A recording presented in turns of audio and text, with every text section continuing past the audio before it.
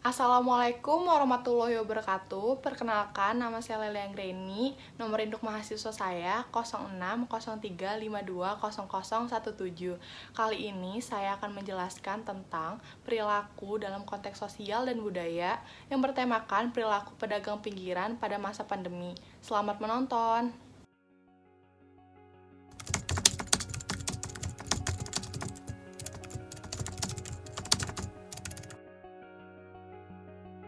Sudah bersyukurkah kita, di saat kita marah pada keadaan yang sulit, mereka tetap berjuang untuk tetap bertahan hidup, mengabaikan bahaya apa yang akan menyerang mereka demi menghidupi dirinya.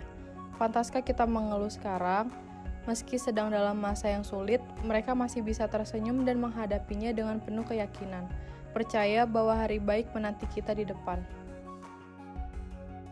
Psikologi sosial merupakan bagian dari psikologi yang mempelajari pikiran, perasaan, dan perilaku manusia dalam konteks sosial. Konteks sosial adalah keberadaan individu lain baik secara imajiner maupun secara nyata. Di sisi lain, perilaku manusia di dunia sangat beragam. Salah satu yang mempengaruhi perbedaan pola perilaku yaitu lingkungan dan budaya, menurut Beren dan Bernie pada tahun 2005. Definisi psikologi sosial yaitu untuk memahami perilaku dalam konteks sosial, sedangkan budaya adalah salah satu dari ikon konteks sosial yang mempengaruhi penilaian terhadap dunia sosialnya menurut Hengis pada tahun 2000. Dapat disimpulkan, sosial dan budaya merupakan hal yang saling berkaitan. Hal yang sama dikemukakan oleh Manstead pada tahun 1997 bahwa salah satu pelajaran yang bisa diambil dari teori dan penelitian psikologi sosial adalah variasi budaya mempunyai konsekuensi yang signifikan pada kognisi sosial, emosi, dan perilaku. Awal tahun 2020, dunia tengah dilanda wabah virus corona atau COVID-19. Virus ini bagai teror besar bagi seluruh umat manusia.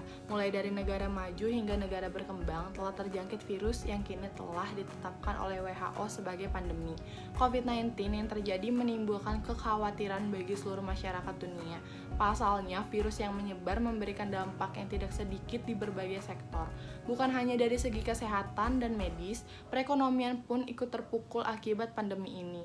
Negara Indonesia yang memiliki potensi besar dalam pasar ekonomi pun tidak dapat menghindari ancaman krisis ekonomi nasional akibat COVID-19.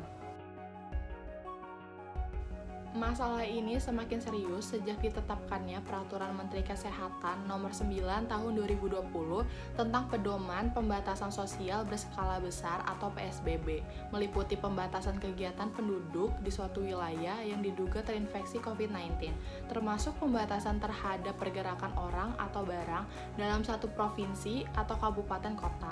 Penerapan physical distancing yang berarti melakukan menjaga jarak 1 meter dengan manusia lain hingga work from home atau yang kita sebut dengan WFH di Indonesia membuat aktivitas masyarakat di luar ruangan menjadi berkurang. Sepintas, kebijakan untuk tetap di rumah dan menjaga jarak adalah penyelesaian yang mudah. Namun, kenyataannya di lapangan tidak sesederhana yang terlihat. Di beberapa daerah terjadi penolakan larangan berdagang di pusat perbelanjaan. Pedagang protes meminta kompensasi atas larangan yang dibuat karena mereka perlu bekerja untuk tetap bertahan hidup.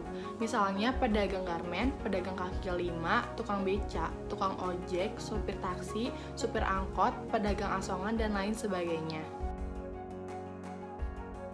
Beberapa hari yang lalu, saya mewawancarai pedagang yang berinisial U. Menurut pedagang tersebut, COVID-19 ini sangat mempengaruhi pendapatan. Banyak pelanggan yang mulai WFH dan para pelajar yang dirumahkan, membuat dagangannya tidak seramai biasanya. Kira-kira seperti ini percakapan dari bapak yang berinisial U tersebut. Dari orang yang suka jalan malam-malam mulai sedikit. Keluarga yang bawa anaknya jalan-jalan sore juga mulai berkurang. Biasanya anak SMA pada pulang sekolah beli, tapi sekarang sudah nggak ada. PSBB ini ngaruh banget. Alhamdulillahnya ini daerah yang aman, jadi kita tidak dibubarin. Toh ini jualannya juga berjarak, kata narasumber yang saya wawancara pada saat itu.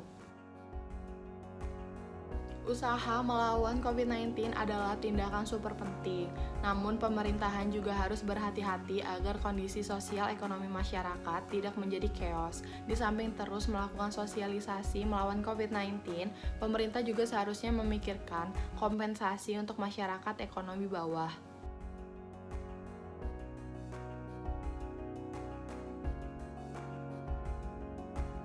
Sekian video dari saya ucapkan terima kasih dan semoga video ini bermanfaat untuk kita semua. Untuk para pedagang di luar sana, tetap menjaga kesehatan dan menjaga jarak. Untuk teman-teman yang ingin keluar rumah, tetap memakai masker agar keadaan kita cepat membaik dan pulih. Bye!